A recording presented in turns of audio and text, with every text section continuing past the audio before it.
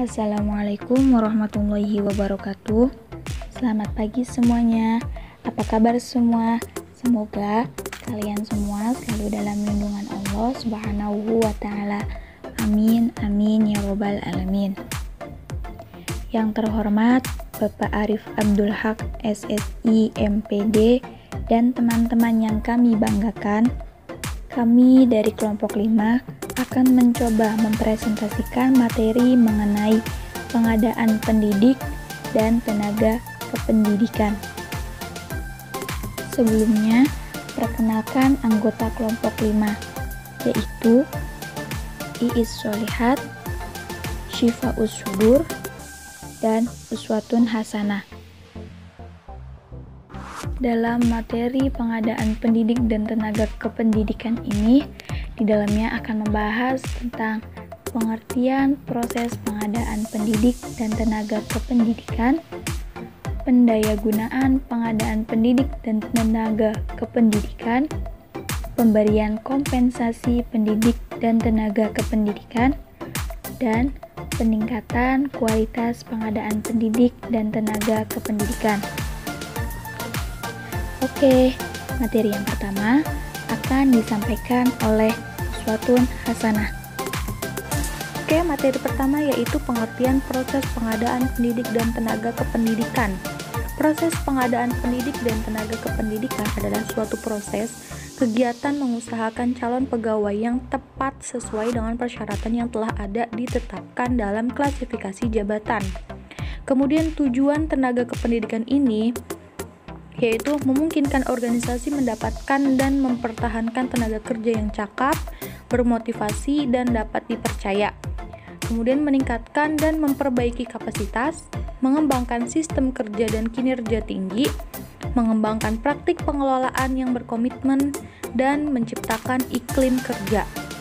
Alasan diadakannya tenaga kependidikan yaitu karena adanya perluasan pekerjaan karena mekarnya lembaga atau sekolah dan tambah besarnya beban tugas.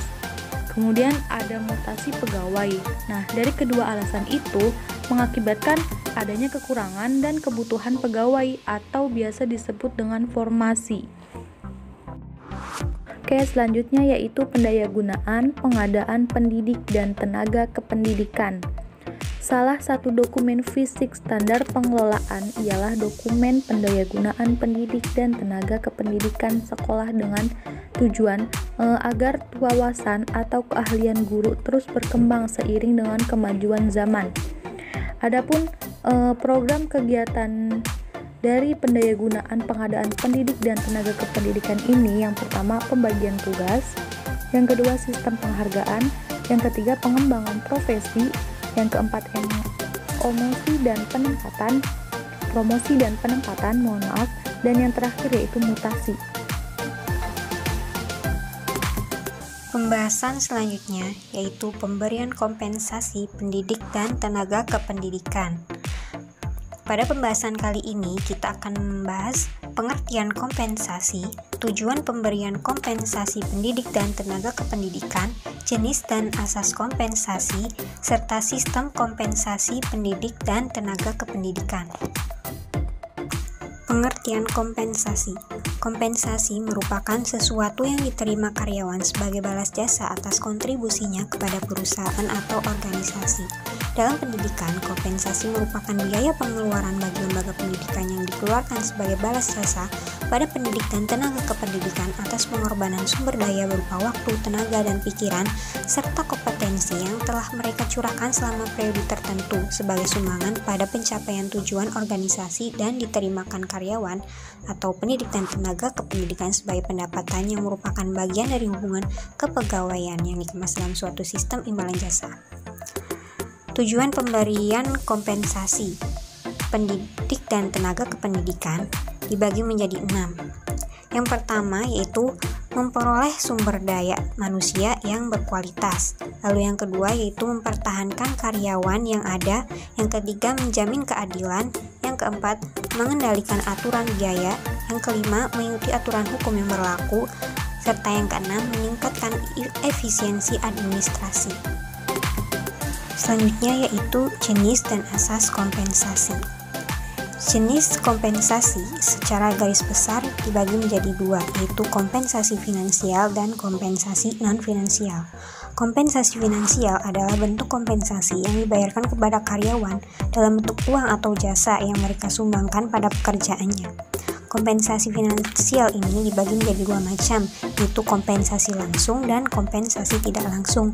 Kompensasi langsung yaitu kompensasi yang dibayarkan secara langsung, baik dalam bentuk gaji pokok maupun berdasarkan kinerja atau bonus. Sedangkan kompensasi tidak langsung yaitu kompensasi yang dibayarkan dalam bentuk uang, tetapi sistem pembayarannya dilakukan setelah jatuh tempo atau pada peristiwa-peristiwa yang terjadi di masa yang akan datang yang telah disepakati sebelumnya.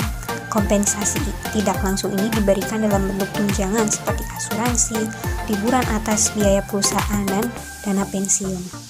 Yang kedua yaitu kompensasi non-finansial.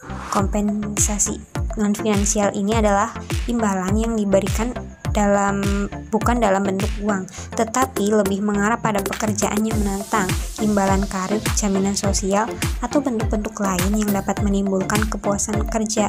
Kompensasi non-finansial ini berupa penghargaan. Selanjutnya ada asas kompensasi. Yang pertama, asas keadilan. Dalam asas ini, besarnya kompensasi yang dibayarkan kepada setiap pendidik dan tenaga kependidikan harus disesuaikan dengan seberapa besar prestasi kerja, jenis pekerjaan, risiko pekerjaan, tanggung jawab, jabatan pekerjaan, dan memenuhi persyaratan internal konsistensi. Jadi, adil bukan berarti setiap pendidik dan tenaga kependidikan menerima kompensasi yang sama besarnya. Asas adil ini harus menjadi dasar penilaian, perlakuan, dan pemberian hadiah atau hukuman bagi setiap pendidik dan tenaga kependidikan. Dengan asas adil ini akan tercipta suatu kerjasama yang baik, semangat kerja, disiplin, loyalitas, dan stabilisasi pendidik dan tenaga kependidikan akan menjadi lebih baik. Yang kedua yaitu asas layak dan wajar.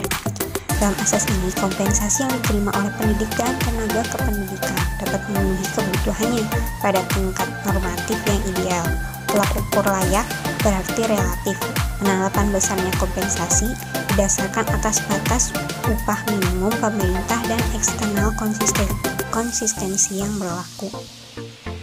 Selanjutnya yaitu sistem kompensasi pendidik dan tenaga kependidikan. Sistem kompensasi pendidik dan tenaga kependidikan dibagi menjadi 3. Yang pertama yaitu sistem skala tunggal. Sistem skala tunggal ini adalah sistem penggajian yang memberikan gaji sama kepada pegawai yang berpangkat sama dan tidak atau kurang memperhatikan sifat pekerjaan yang dilakukan dari beratnya tanggung jawab pekerjaannya. Yang kedua yaitu sistem skala ganda. Sistem skala ganda adalah sistem penggajian yang menentukan besarnya gaji bukan saja didasarkan pada pangkat, tetapi juga didasarkan pada sifat pekerjaan yang dilakukan, prestasi kerja yang dicapai, dan beratnya tanggung jawab pekerjaan. Yang ketiga yaitu sistem skala gabungan. Sistem skala gabungan ini merupakan perpaduan antara sistem skala tunggal dan sistem skala ganda. Dalam sistem skala gabungan ini, gaji pokok ditentukan sama bagi pegawai negeri yang berpangkat sama. Tetapi di samping itu diberikan pula tunjangan kepada pegawai negeri yang memikul tanggung jawab yang lebih berat, prestasi yang lebih tinggi, atau melakukan pekerjaan tertentu yang sifatnya memerlukan pemusatan perhatian dan pengarahan tenaga secara terus-menerus. Yang selanjutnya yaitu peningkatan kualitas pengadaan pendidik dan tenaga kependidikan. Yang pertama, peningkatan kualitas pendidik dan tenaga kependidikan. Dalam meningkatkan kualitas pendidik dan tenaga kependidikan, diperlukan beberapa upaya, yaitu upaya yang pertama, peningkatan gaji dan kesejahteraan pendidik dan tenaga kependidikan. Hak utama pendidik yang harus memperoleh perhatian dalam kebijakan pemerintah adalah hak untuk memperoleh penghasilan dan kesejahteraan dengan standar upah yang layak. Upaya yang kedua yaitu alih tugas profesi dan rekrutmen pendidik untuk menggantikan pendidik yang dialih tugaskan ke profesi lain. Upaya kedua ini merupakan konsekuensi dan kesinambungan dari langkah pertama, para pendidik yang tidak memenuhi standar kompetensi harus dialih tugaskan kepada profesi lain. Yang upaya ketiga yaitu membangun satu standar pembinaan karir. Seiring dengan pelaksanaan sertifikat tersebut, disusunlah satu standar pembinaan karir. Setiap itu harus dalam bentuk dokumen yang disahkan dalam bentuk undang-undang atau setidaknya berupa peraturan pemerintah yang harus dilaksanakan oleh aparat otonomi daerah. Upaya yang keempat yaitu peningkatan kompetensi yang berkelanjutan. Upaya peningkatan kompetensi bagi pendidik dan tenaga kependidikan harus dilaksanakan secara terencana dan terprogram dengan sistem yang jelas. Lalu, yang kedua yaitu strategi peningkatan kualitas pendidik dan tenaga kependidikan.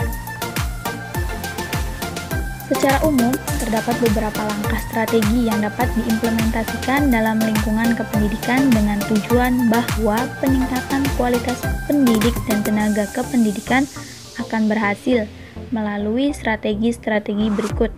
Yang pertama yaitu strategi evaluasi diri, yang kedua perumusan visi, misi, dan tujuan, yang ketiga perencanaan, yang keempat pelaksanaan, dan yang kelima evaluasi. Sekian presentasi dari kami, kurang lebihnya mohon maaf. Wassalamualaikum warahmatullahi wabarakatuh.